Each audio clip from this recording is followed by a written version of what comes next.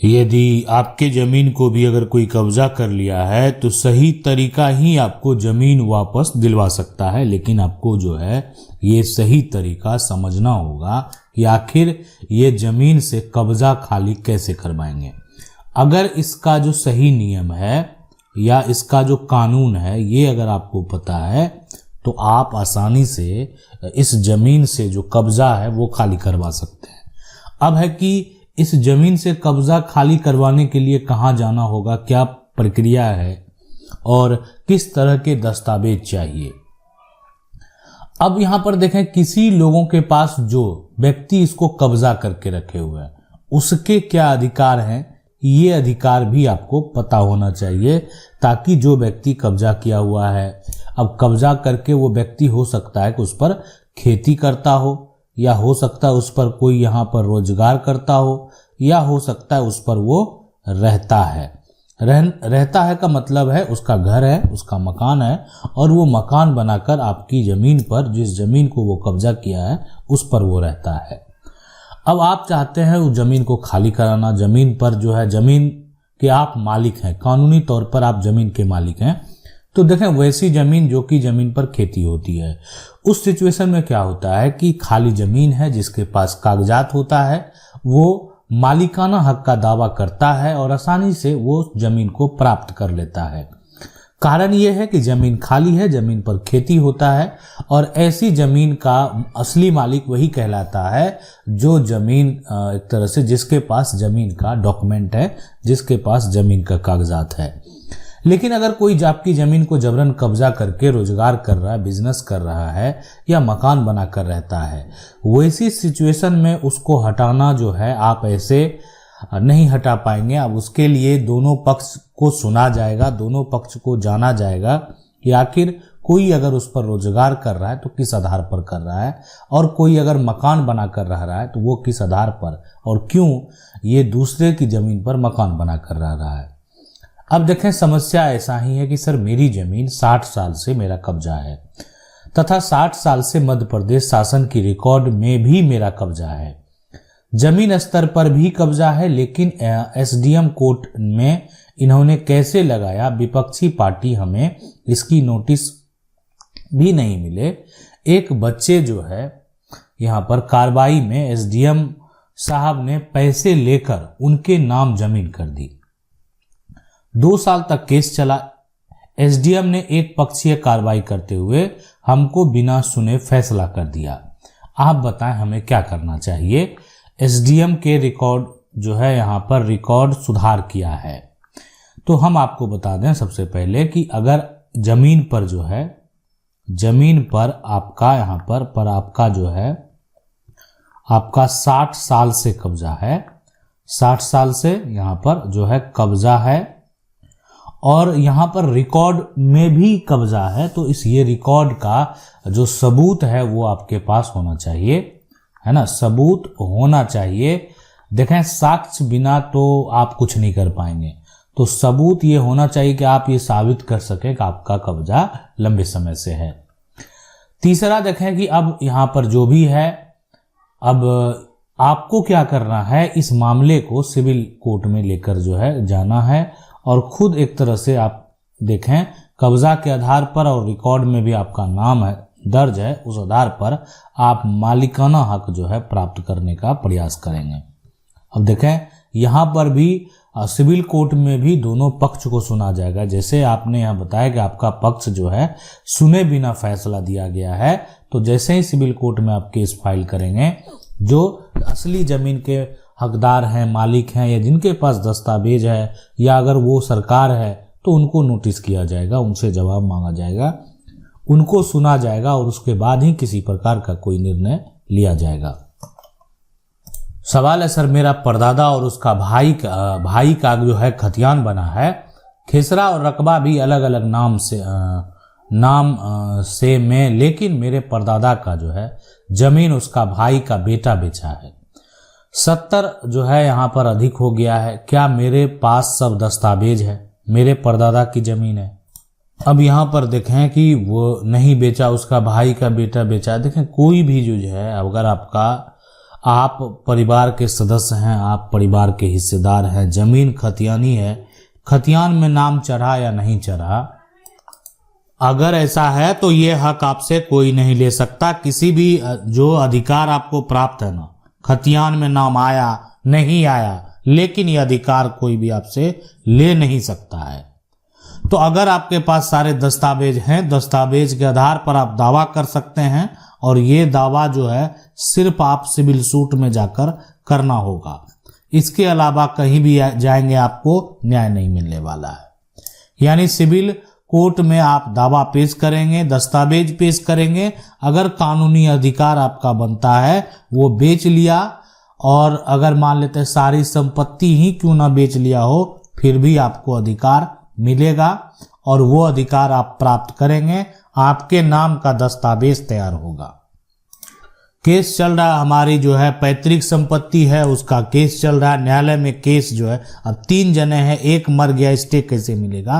तो देखें, अगर कोई भी ये जमीन है, ये अगर पैतृक संपत्ति है, और अगर मान लेते हैं इसमें किसी प्रकार का कोई भी विवाद चल रहा है, केस चल रहा है, अब इसमें 3 लोग थे, अब एक मर गए, तो उसका क्या होगा? मृत्यु प्रमाण पत्र जो है देना होगा, या बताना होगा कि ये जो है अब ये मर चुके हैं, अब इनके वर्तमान में जो है उत्तराधिकारी हैं, जो भी होंगे, वो बेटा हो, है ना, बेटा हो, एक तरह से बेटी हो, पत्नी हो, सभी उत्तराधिकारी हैं, सभी को आपको पार्टी बनाना होगा। और उसके बाद आगे का जो प्रक्रिया होगा उस पर आप ये भी दावा करेंगे, यानी कोर्ट से आप ये अपील करेंगे कि इस पर जो है एक रोक लगा दिया जाए, और ताकि किसी प्रकार का कोई भी निर्माण कार्य नहीं जो है किया जा सके, या कोई भी जो हिस्सेदार है उसको बेच ना सके। तो ये आप कर सकते हैं, कोर्ट से अपील कर सकते हैं, अपने वकील जो आपके हैं उनसे बात कर सकते हैं। अब है कि अगर आपका ये अपील एक्सेप्ट हो जाएगा तो इस पर स्टे भी लग जाएगा।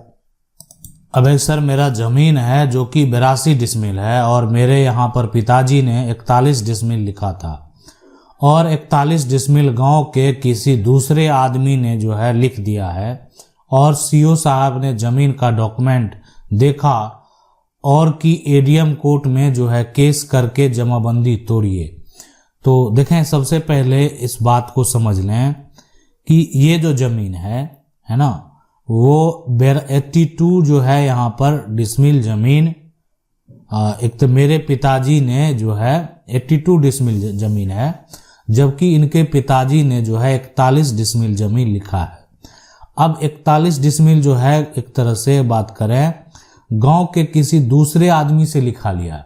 अब ये गांव का यहाँ पर बात करें, सबसे पहले गांव का दूसरा आदमी कौन है, दूसरा आदमी कौन है, इस बात की जानकारी होना चाहिए।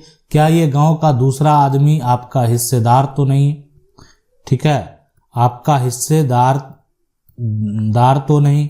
तो देखें, इस सिचुएशन में, ऐसी कंडीशन में आपको क्या करना है कि अगर ऐसा कुछ नहीं है, कोई बाहरी व्यक्ति से ऐसा करवा लिया है, आप जो है यहाँ पर एक तो ये विकल्प बचता है कि उसका जमाबंदी के लिए आप ये कर सकते हैं कि उसके पास उसको ज़मीन, जब हम 41 डिसमिल ही लिखे हैं तो 82 डिसमिल का वो जमाबंदी कैसे करवा लिया, तो ये रद्द करवा सकते हैं।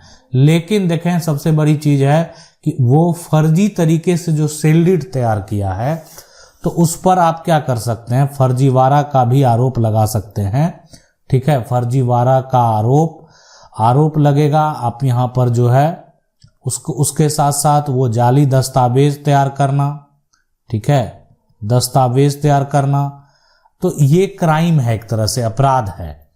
और आपको क्या करना है, वो जो सेल डीड दूसरे व्यक्ति से लिखाया उसको रद्द करने का केस करना है, और साथ में अपने वकील से बात करना है कि इसको धोखाधड़ी, जालसाजी, ये जो है अगर ये साबित होता है कि नहीं आप फर्जी तरीके से किया गया है, तो उसके बाद आप उसके ऊपर इस प्रकार से एक्शन ले सकते हैं। और इसमें क्या होगा, उसको सजा भी होगा, यानी जेल भी जाना पड़ेगा, और साथ में जो है आर्थिक जुर्माना भी भरना पड़ेगा। जिनके नाम पर रसीद जमाबंदी है वो फर्जी है, और हमारे पास उसका प्रूफ भी है, तो क्या वो जमीन बेच देगा और उसका दाखिल खारिज पर आपत्ति नहीं लगेगा? तो देखें, हम आपको बता दें, जिसके नाम जमीन का जो है यहाँ पर रसीद है ना, और वो जिसके नाम पर जमीन का यहाँ पर जो है जमाबंदी है, अब वो फर्जी है। अब वो फर्जी है, आपका जो है आपके पास उसका प्रूफ है, तो क्या वो जमीन बेच देगा उसका दाखिल? तो दाखिल खारिज पर आपत्ति आप लगा सकते हैं, लेकिन उससे क्या होगा, जमीन का जो केवाला है, अगर कोई फर्जी दस्तावेज है वो रद्द नहीं होगा। तो रसीद जमाबंदी है, वो जमीन किसी को मान लेते हैं बेच दिया, ठीक है, अब वो फर्जी है, सारा कुछ फर्जी है, तो वो उस आधार पर अगर मान लेते हैं बेच देता है जमीन को, तो आप क्या कर सकते हैं, दाखिल खारिज पर आपत्ति लगा सकते हैं, ठीक है। या आप जाकर जो है यहाँ पर सब रजिस्ट्रार को भी आवेदन दे सकते हैं कि उसके पास प्रॉपर्टी का टाइटल नहीं है, उसके पास सिर्फ जमीन का रसीद और जमाबंदी है, यानी उससे ऐसा साक्ष्य मांगा जाए जिससे ये साबित हो सके। नहीं तो बहुत लोग क्या करते हैं, फर्जी तरीके से कोई भी कागजात बना लेते हैं, और उस समय जो है यानी बात करें तो अगर उसको वेरीफाई नहीं किया गया तो ऑनलाइन पोर्टल पर सिर्फ यही देखा जाता है कि ये जो ज़मीन का टुकड़ा है वर्तमान में इसका म्यूटेशन किसके नाम से कायम है, यानी जमाबंदी किसके नाम से कायम है, रसीद किसके नाम से कट रहा है, मालगुजारी कौन दे रहा है। तो अगर जो दे रहा है तो हो सकता है इसके पास जो है मालिकाना हक है। जब सरकार जो है, सरकार को ये व्यक्ति राजस्व पे कर रहा है, सरकार के नज़र में ये प्रॉपर्टी का मालिक है, तो ये प्रॉपर्टी का मालिक होगा। सवाल है सर, जमीन अदला बदली है, हमें बदला हुआ जमीन में घर बना लिया है 40 साल पहले, लेकिन मेरे पास जो है कागज नहीं है और उसके पास जो है कागज है, तो देखें क्या होगा। अदला बदली वाला बात जब होता है, देखें ये जमीन है, अब ऐसा कंडीशन आज आपको बहुत सारा देखने को मिलेगा, इसको लेकर विवाद भी है। अब इसमें क्या हुआ है, अगर बात करें कि यहाँ पर जो है सचेत, यहाँ पर जो है